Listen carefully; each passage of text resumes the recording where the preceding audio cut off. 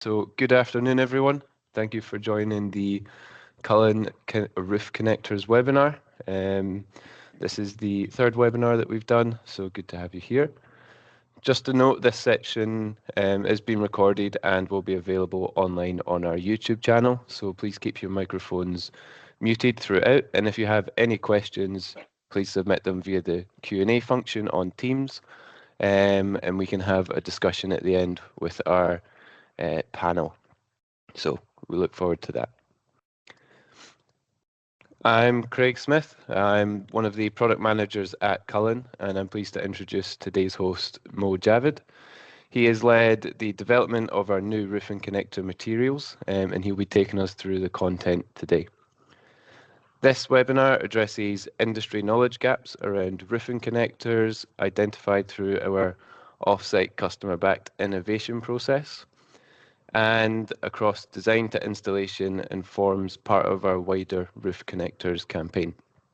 Mo will cover connector applications, along with including the what, why and how, as well as fixing requirements, product selection and supporting resources.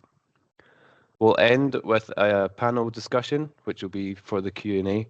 That will be with our engineering and technical support teams. We're trying something new this time around as well, and we'll get to a few sections in the webinar we would like to ask you for your engagement via some short quiz-style questions. I'd like to ask those that can to either scan the QR code in the top right of the following slides, so not this one, but in the next few. Or you can click the link in the chat and enter in a code that will give you access to the quiz as well. This will allow you to submit your answers as we go through. So the questions will show as we run through the slides, and signing up now will just help keep the flow of the webinar today. So thank you. As a reminder, Cullen is now a CPD accredited provider, and this webinar qualifies for a CPD. The objectives are to understand the role of roofing connectors in structural stability and load transfer, identify solutions for key connection types, recognize requirements for masonry and steel connections, and understand restraint systems. To receive the full accreditation, please complete the lessons learned form, which we'll share at the end, and your CPD certificate will be emailed to you in the following week. I'll now hand over Mo, who will begin going through today's session. So thank you everyone for joining, and take it away, Mo. Thank you, Craig. So hi everyone. Yeah, as Craig said, I'm Mo. I'm also a product manager for Cullen as well, and I'll be taking you through today's content. And yeah, just as Craig said, the Menti code and the QR code are in the top right of the following slides. Starting with the basics, so roofing connectors are essential for securing and stabilizing a roof by linking timber, masonry, and sometimes steel into one continuous structure. So for Cullen, they fall into 5 main categories. So that is truss-to-wall plate, timber-to-timber, timber-to-masonry, timber-to-steel, and restraint. So this session is primarily focusing on timber-to-timber and truss-to-wall plate. So if you've joined our previous webinars, we've covered timber-to-masonry, timber-to-steel, and restraint in more detail, and you can find that on our YouTube channel. Timber-to-timber connectors form the roof framework by fixing rafters and trusses together, while our truss-to-wall plate connectors anchor the roof structure into the building. Together, these connectors ensure proper load distribution, structural stability, and full integration of the roof into the building. From a compliance perspective, to ensure our connectors can be used safely and legally, they must comply with a combination of building regulations, industry standards, and sector-specific guidance. The primary regulatory document is the Approved Document A, which sets out the structural requirements for roofs and floors and defines how load must be safely transferred throughout a building. From a more site perspective, the NHBC standards provide practical guidance for installation and performance in the UK residential house building sector, with the TRA providing additional guidance focused specifically on roof systems and truss rafter design. And last but not least, from a product perspective, for our products to be legally used, our masonry connectors are assessed to BSEN 845, while our timber connectors are assessed through European assessment documents, enabling us to obtain European technical assessments, also known as ETAs. So these are just some of the standards we have to work to in order to ensure our products are legally compliant within the UK and Ireland. Next, we'll move on to some more practical guidance, starting with the 60% depth rule. So the best practice is that the hanger depth must be greater than or equal to 60% of the supported member depth for floors and umbrace/flat roof structures. However, full depth is preferred. The reasoning behind this rule is that it prevents rotation and twisting of joists and ensures correct load transfer and hanger performance. What this means from an application perspective is that for I-joists, it's either full depth or apply this 60% rule. For metal web, hangers should be the full depth of the joist and there should be restraint of the top flange. And for solid timber floor joists, full depth is preferred, or required rather. However, obviously in a roof, there are trusses and these operate differently. So trusses must be fully seated, but the percentage depth is not specified. Rather, to achieve the uplift value stated, all nail holes must be filled. But what does that actually mean in practice? So I don't think this should be a surprise to anyone, but reducing the number of fixings will lower the uplift capacity. If we look at an example with one of our MHEs, the 490, it has 42 nails across the header and incoming members, and it achieves an uplift capacity of 14.72 kilonewtons. While if we look at a smaller MHE 380, it only has 28 nails across the header and incoming member and achieves an 8.49 kilonewtons of uplift. So these sizes are different and you can't directly interpolate number of fixings with uplift capacity. However, the key message is reduced fixings means reduced performance. So missed fixings can be reviewed on a case-by-case basis via our help desk service, but this isn't a standard practice. So where possible, all missing nail holes and all available nail holes should be filled. So when we say they should be filled, what fixings do we mean? All of our column roofing and almost all of our column connectors full stop have been tested to the requirements of the EADs and BSEN 845 using PAS load 3.4 by 35 square twist nails. No alternative fixing method is available. The reason for this, it's a standardized nail type, meaning that there's on-site simplicity and no risk of wrong fixings. It ensures a reliable, consistent performance as tested, and they can be installed via a PASLoad PPN nail gun or by hand. There are a few exceptions. For example, there are some hangers which can be installed with bolts or screws, which is in more detail on our technical guide, but just assume if nothing's said that a PASLoad square twist nail should be used. Last but not least, before we go into the product overviews, we're going to go through one more issue which has cropped up a bit recently, which is fixing through the nail plates. So best practice is to always avoid fixing through the nail plates. That said, we do recognize that on site it isn't always practical to miss them. From experience, occasionally fixing through using a PPN nail gun hasn't presented any issues historically, but what we can 100% recommend is that you should not deform and bend components to try avoiding fixing through the nail plates. If we look at the photo on the right, installations like this can compromise the components from performing as intended, which can obviously lead to a compromised uplift capacity, ultimately creating a greater risk than just fixing directly through the nail plates. So to avoid repetition throughout the slides, aside from products which are designed to be bent, wrapped over, and folded, do not bend, alter, cut, or mess around with the parts when installing. With that in mind, let's move on to our first set of overviews, starting with wall plate connectors. So these slides will come up throughout, and this slide is going to provide a brief overview of our wall plate connector range, which is designed to secure roof trusses back to the wall plates and safely transfer load into the supporting structure. So we have 5 key ones we want to show you today. For standard trusses, so 35mm and 47mm, we have the TC and TA connectors. Out with that, we have the TA1 and FAS for where truss sizes vary. And for more complex roofs, such as raised tie or scissor trusses, we have the SS connector. So the following slides, we're going to go over each one in more detail, starting with the truss clip. So the truss clip secures trusses to a single wall plate, providing a simple and effective load path. It can be installed on either side of the truss, provided that there's an overhang, or it can be installed on both sides, leading to a doubled uplift capacity. Installation is pretty straightforward.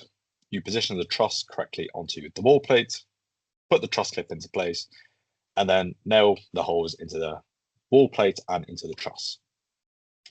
These nail holes are offset to prevent clashes, and if you look at the truss clip, it's got these prongs which go tightly onto the truss. So these are pinched inwards to ensure a tight fit when installing.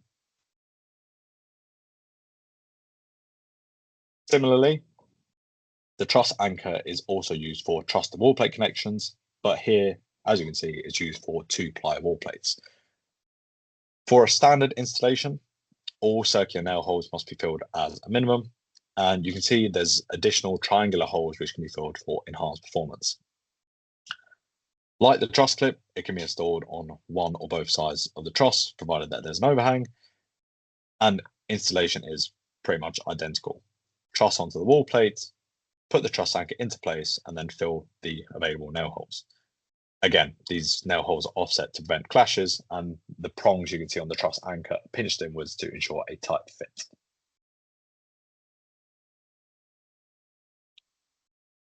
Also, something that might be a bit less commonly known is that the TA has an optional setup for valley truss connections, which is suitable for slopes up to 45 degrees where fixings are applied to both the supporting and incoming trusses to ensure proper load transfer. So if you ever need support on valley truss details, you can find more information on our Cullen technical guide, but the TA has a detailed application.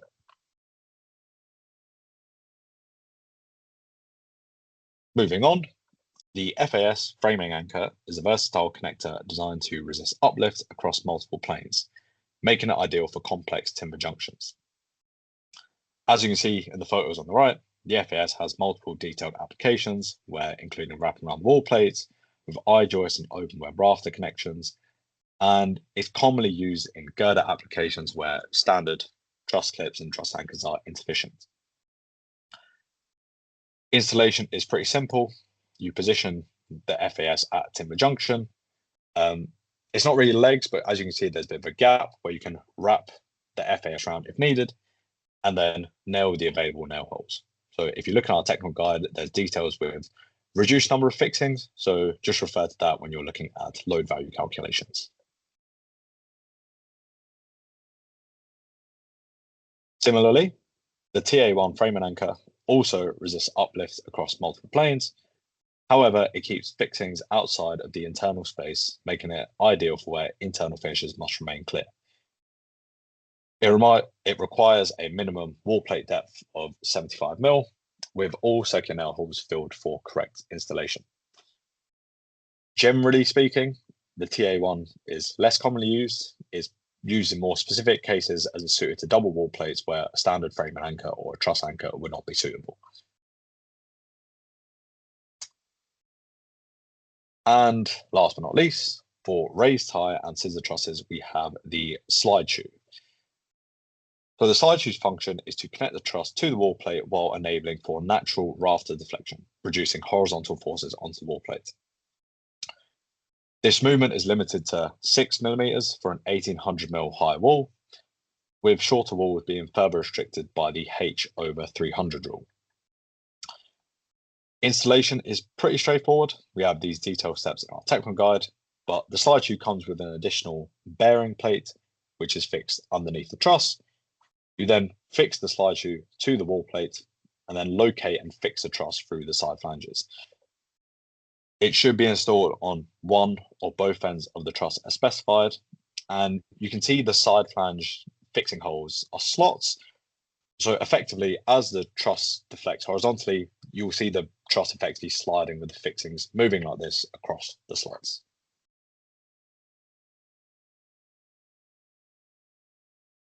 So that's truss-to-wall plate. Hopefully it was pretty self-explanatory, but now we move on to our first knowledge check. So hopefully everyone's signed up, and we'll give roughly 45 seconds per slide for the questions. And then obviously we'll reveal the answers to see who's been making the correct notes.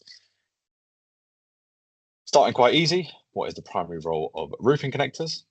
Is it A, to improve thermal performance, B, transfer loads and provide structural stability, C, reduce construction costs, or D, improve the aesthetics? Okay, so yeah, we'll give it all the time so everyone can respond.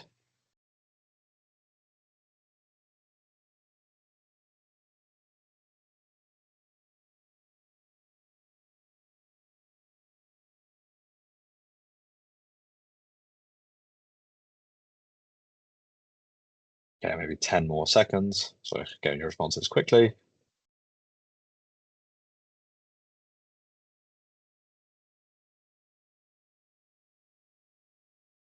Okay, if you want to reveal the correct answer,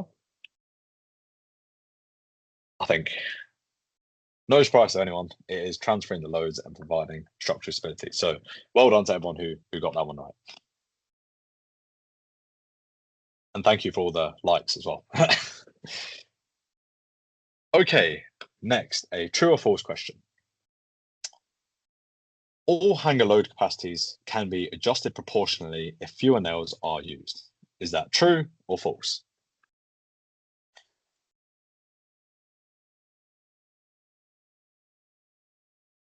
Okay, a lot of falses coming in.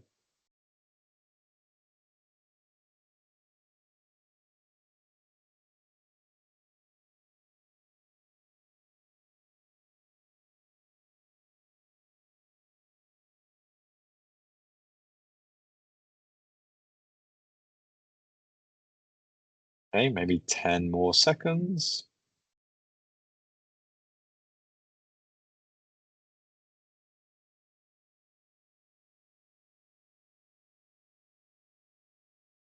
Okay, if we look at the correct answer. So yeah, well done to everyone who got that right. It was obviously false. So whilst reducing fixings will reduce the load capacities, we can't interpolate values between different hanger sizes. And last but not least, a scenario question. So you are now installing a truss onto a wall plate. What is the most critical requirement for achieving the correct uplift performance? So is it A, using any nails? Is it B, leaving some holes empty for tolerance? Is it C, fully seating the truss and filling all the required nail holes? Or is it D, installing on one side only? A lot of very rapid responses on this one.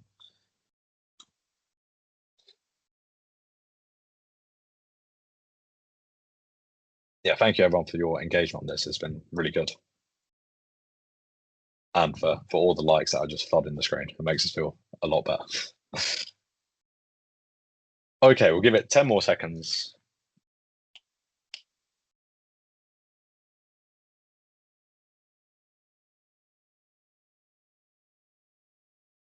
Okay, if we look at the correct answer, I think everyone's got this one right. Fully seating the truss and filling all the required nail holes. So yeah, this should be the minimum standard that everything's done properly. Okay, so thank you all for your engagement. So there's going to be 2 more of these throughout, so don't close Menti. But for now, let's move on to timber to timber.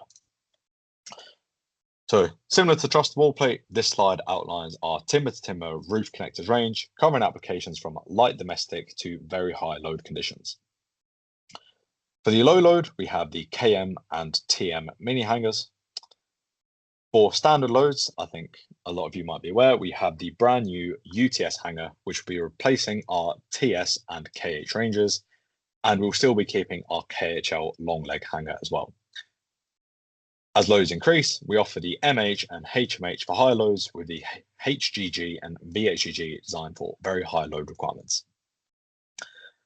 Angled connections are covered by our VS, SA45 and 45 left and right variants. However, these aren't that commonly used, so we're not going to be going over these in further detail today, but there's a lot of detail on installation and best practice in our Cullen technical guide. So if you have more questions on skew connections, please refer to our technical guide. Today, we're going to go over each of the products from low load to very high load, and we're going to cover our brand new 4-ply PSTS screw at the end of the section as well. Okay, so same as before, let's start with the KM. So the KM mini hanger is a compact, economical solution for supporting trusses and joists in light duty timber-to-timber applications where space is limited.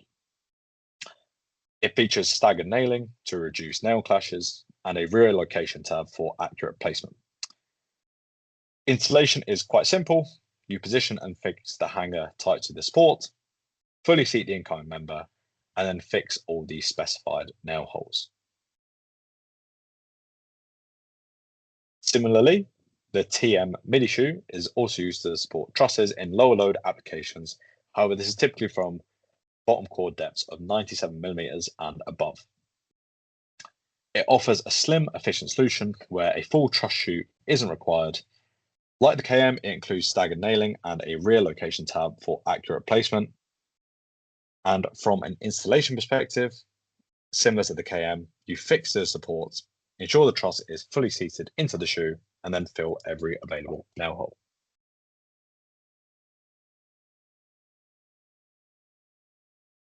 Next, so as I said earlier, and I'm sure most people on it are aware, we've combined the KH and TS ranges into one universal solution, the universal truss shoe, which is designed for truss rafters on girders and simple timber-to-timber connections. As we're merging two ranges together, this reduces the on-site part requirements by 44%, simplifying specification and lowering the risk of on-site errors.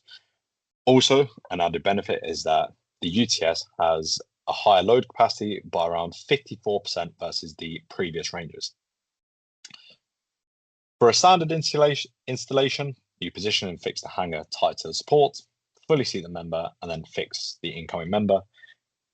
But as you can see from the photos on the right, the UTS supports a wide range of applications, including fully wrapped over, face fixed, and simple timber-to-timber connections, offering greater flexibility and performance within a single solution.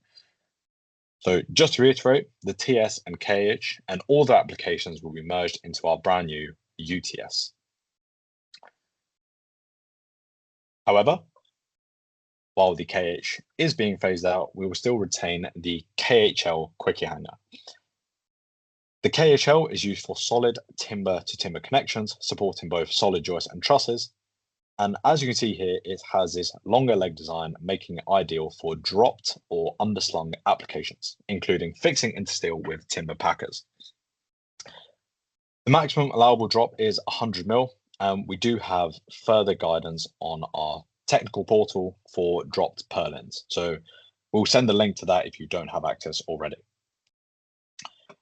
Installation is pretty straightforward. Position the hanger tight to the supports, wrap over the legs, fully fix up the hanger to the support, and then fix seat and fix the incoming member. Moving on to heavy duty hangers. So as you could probably guess by the name, heavy duty hangers are used where standard hangers are not sufficient and higher load capacities are required. The MH hanger is typically used for medium to high load timber-to-timber applications. The HMH builds on this, offering a greater load capacity.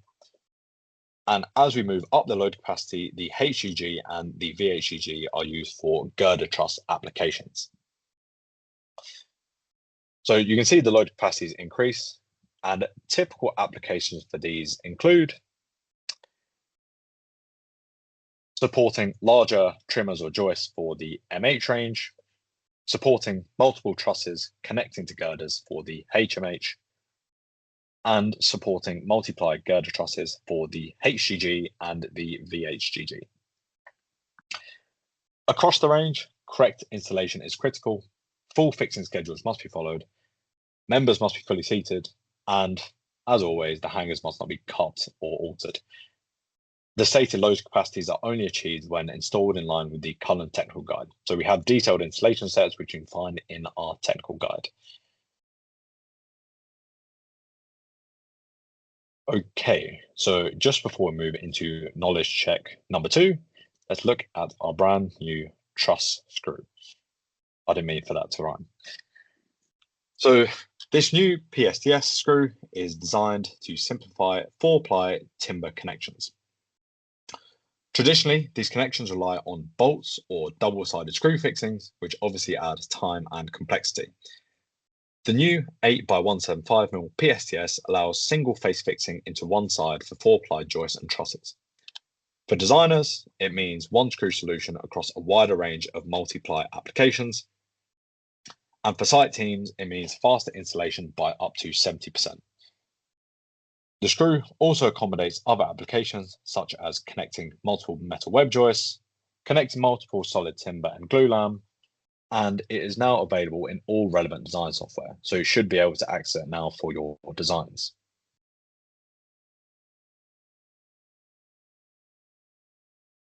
Okay, thank you for everyone who's been with us so far. Let's move on to knowledge check number 2. Starting with the new UTS. So what is the key benefit of the brand new UTS? Is it 1, it reduces structural load? Is it 2, it eliminates the need for fixings? Or is it 3, it replaces multiple hanger ranges with one solution?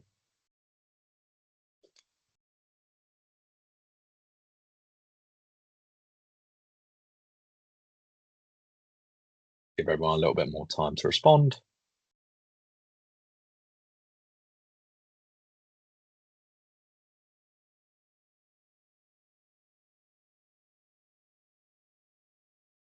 Okay, we'll wait till we get to the minute.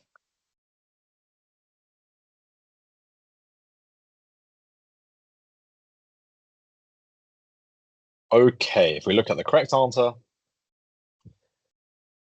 as stated, it replaces multiple hanger ranges with one solution. So all the previous applications will now be merged into one solution, leading to simplicity and less errors on site. Number 2, similar to before, a true or false. Mini hangers like the KM are suitable for high load girder applications. Is that true or is that false?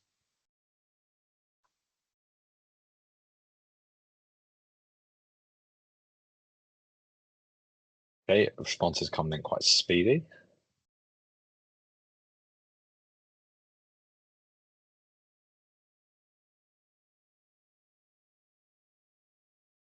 Yeah, it's taken a while to load up on the screen, but yeah, there we go. 60 responses in. If we look at the correct answer, it is indeed false. So as you could guess by the name, mini hanger is for low load and heavy duty is obviously for high load. Lastly, a scenario-based question. So you need to support a timber member in a dropped or underslung condition. Which feature is most important? Is it 1, using a standard hanger such as the UTS? Is it 2, using a skewed hanger such as the SA45? Or is it 3, using a longer leg hanger such as the KHL?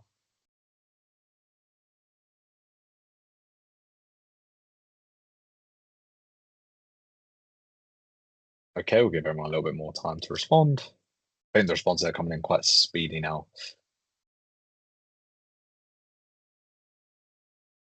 If we want to reveal the correct answer.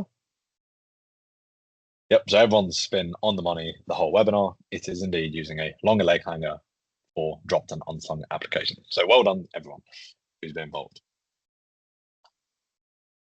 So we'll have one more of these. So again, please don't close your mentees. But last but not least, as I said, we're not going to cover this in huge detail, but we will give you a brief run through of timber to masonry, timber to steel, and restraint. But these were covered in a lot more detail in our previous hangers, restraint, and gable restraint webinars. So if you want to find previous content, please refer to our YouTube channel and it should all be on there, or you could find it on our website as well. Starting with masonry. So the masonry hanger range includes standard hangers like the JHI and the RBJHI, welded options such as the FMHI, and specialist solutions like the MSTD for non-standard conditions. We're going to cover all of these here. We're going to focus on the most options, such as the JHI and the RBJHI, and we'll also go into timber to steel off the back of this as well. We're starting with the JHI and the RBJHI. The JHI and RBJHI are timber to masonry hangers for supporting trusses or joists. They both fit directly onto the masonry, and they both do not require masonry fixings into the wall. So the JHI is the one on the left, which is the standard, and the RBJHI is the one on the right, which is the higher end rapid build variant. The key difference here is performance and speed. The RBJHI has a top plate which increases load capacity by up to 183%, and it does not require 3 courses of block work above before being loaded. Therefore, you can install the RBJHI onto block work cured for just 3 days and load, versus for the JHI, you need 3 courses of block work above the hanger before fully loading, which increases the curing time to 28 days. It is worth noting, if you have uplift requirements for all, you'll need brickwork above the hanger, which you can find more information on our Cullen technical guide, but the minimum is 675mm above the hanger. The correct installation is critical. Position the hanger tight to the masonry, fully seat the truss, fill every circular nail hole into the timber. So the triangle nail holes are also available for enhanced uplift as well. There are some installation do's and don'ts. So ensure that there is no gap between the masonry and the hanger. So for the RBJHI, because of the top plate, there's a slight protrusion of 3mm, so it's a maximum of a 3mm gap due to the thickness of the wall plates. Ensure there's a maximum of a 6mm gap between the truss and the wall. Ideally, just put the truss as close to the masonry as possible. Don't install the hanger onto timber packers, just install it directly onto the masonry. And do not damage the top flange or the top plate on either of the hangers. So that is masonry in a nutshell, but again, you can find more information on our hangers webinar. Next is steel connections. So this will be quite short and sweet. The key rule here is that if there's masonry being used, use a masonry hanger. If not, use a timber hanger. Here we can see for a masonry connection, the JHI or the RBJHI is specified. So for the hangers here, they have to be shot fired into steel using spit SC9 or equivalent fixings. And then the incoming member is seated and fixed. So pretty straightforward for that one. As mentioned earlier, we have a KHL detail for fixing to steel beams installed in a dropped configuration with a maximum drop of 100mm.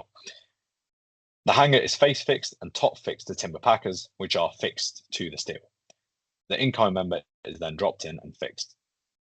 We do also have hangers such as the UH and the HUH for timber to steel as well, but you'll find these are primarily used in floor applications rather than roof applications.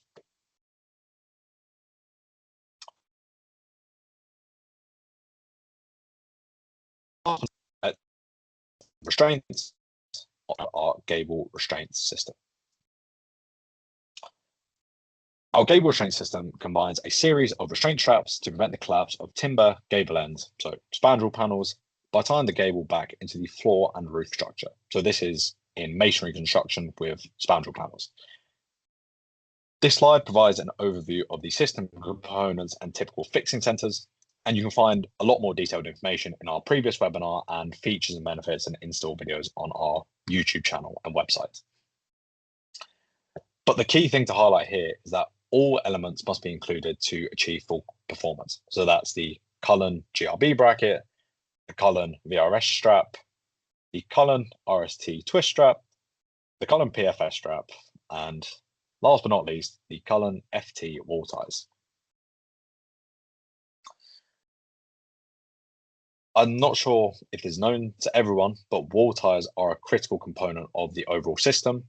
And with the incoming future home standards and Part L changes, the market is shifting towards wider cavity widths. So typically 125 and 150 mil cavities in brick and block construction. The reason for this is obviously to improve thermal performance and accommodate non-combustible insulation. And to address this, Cullen has introduced a longer wall tie suitable for 125 and 150 mil cavities, hence the name 125-150. So this is designed for wider cavities while maintaining restraint performance. It provides a single solution across a wider cavity range. It allows for vertical movement as the timber gable shrinks. And one of the most important aspects is it forms part of the Cullen gable restraint system as a tested NHBC compliant solution. So as projects move to wider cavities, just know that there's a dedicated wall tie to support this transition for our gable restraint system.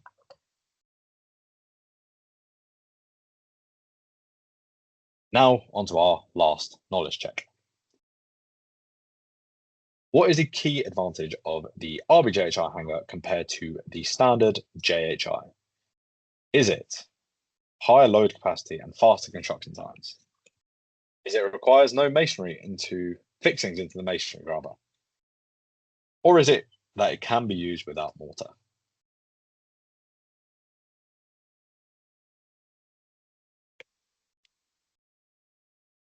Give everyone a little bit more time to respond. Maybe another 10 more seconds. Everyone's responding very quickly now, so.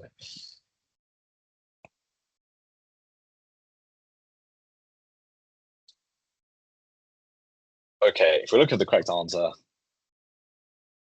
almost everyone got that one right. It's higher load capacity and faster construction times. So well done to everyone for being engaged and getting that one right. Number 2, masonry hangers do not provide lateral restraint to blockwork walls. Is this true or is this false?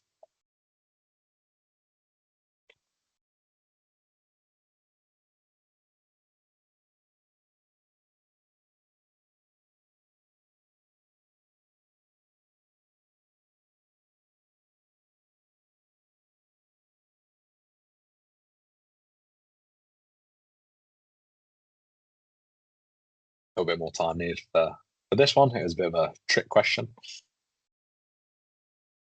We'll give everyone 20 more seconds.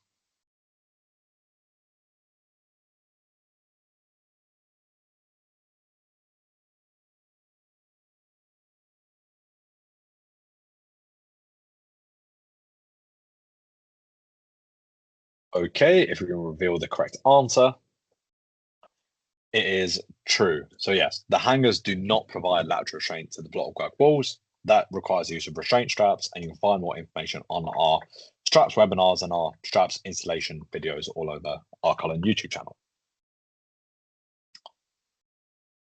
Last but not least, you observe a hanger installed with missing fixings and it's bent to fit around a nail plate. What is the correct action? Is it 1, to accept it if it looks okay? Is it 2, to add alternative screws? Is it 3, simply just ignoring it? Or is it 4, seek technical guidance and correct the installation?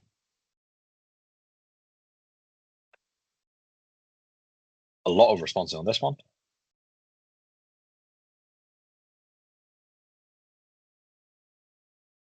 Okay, if we give it 10 more seconds. Oh, never mind.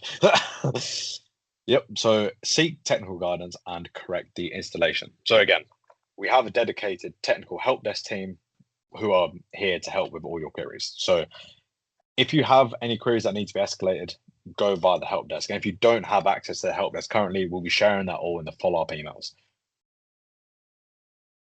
So that's the final knowledge check. So we really appreciate everyone's engagement. It was amazing. If you enjoyed this or you like something different, please give us feedback on our feedback form at the end. So just to wrap up, sort of a driving force behind a lot of our webinars and a lot of the engagement from yourselves to help create this content is around issues with connector usage. Common issues with connector usage often stem from either incorrect drawings, untested applications, incorrect installations, or the use of untested fixings. The consequence of this is that the roof may not be properly connected, which affects the overall structural integrity of the roof structure. Common issues can include incorrect orientation or modification of components. So you can see that in the top two truss tape examples on the left and the middle. Poor seating of incoming members. If you look at the bottom left photo, you can see the truss is effectively hanging on by a thread. Unsuitable hanger selection. So I know this was shown in our previous webinar, but you can see that masonry hanger effectively hanging in thin air, or improper detailing and packing out. So you can see then the bottom two photos on the right hand side. It's not just limited to this. These are just some examples we picked out, but all of these can compromise structural performance, which means that we cannot verify the load, and it's potentially unsafe for that roof structure to be fitted like that. The point of these examples is to highlight the importance of ensuring that both design and on-site installation are correct. And if there's ever any queries, please escalate via our technical help desk. So that is all the content from me. Thank you everyone for your engagement throughout. Just a note, and this will all be shared afterwards, so you don't have to make a note of it now, but we are going to be sending out some more resources. So we filmed some new installation videos and have released some product spotlights on a range of the products covered today. A lot of it you would have seen recently or would have been around the UTS, but you'll see more stuff coming as the weeks progress as part of the wider Roof Connectors campaign. As previous, we have our QR code pack for the drawings, which everyone should have access to. But again, we'll send you the links if you don't have access to them already. A big one. So our marketing team has done an amazing job of releasing our brand new Offsite Europe website. So the link you can see in the top right-hand corner of the screen, and that's gone live now. So we'll send everyone the link to that, but you'll start to see that being more of a centralized data hub for webinars, case studies, product information, etc., etc. However, we still will also be keeping our content technical guide as well, and we will be seeing a Q2 update coming soon. So we're working on that in the background as we're trying to align it more with our website. So that's a work in progress, which will be coming over the coming weeks as well. He's all right. Also, the webinar video will be posted. Oh, all right. Also, our webinar video will be onto our tech portal and also onto our YouTube channel as well. And on that portal, you'll be able to find our 3D part drawings and our knowledge base articles as well. Joining today's session, I'd like to express my gratitude to our customers who have given us the feedback that have helped make this webinar possible, and also to the team who have been instrumental in sort of shaping this webinar today as well. So we've got Mo who's presented it, and we've also got Lauren on here who was helping with a lot of the content. And then also our marketing girls who have helped make today's webinar run smoothly. So big thank you to all of them, and thank you to every one of you for joining. If you have any questions or need further information, please feel free to reach out to any of our commercial team members, who you can see them on the screen at the moment. We really value your insights, and of course, if you have any other queries, please contact our customer services or the technical team, so you can see that information there as well. It's also available on our newly launched website, so I would encourage you guys to head over there first. Thank you once again for being here, everyone, and have a wonderful rest of your day.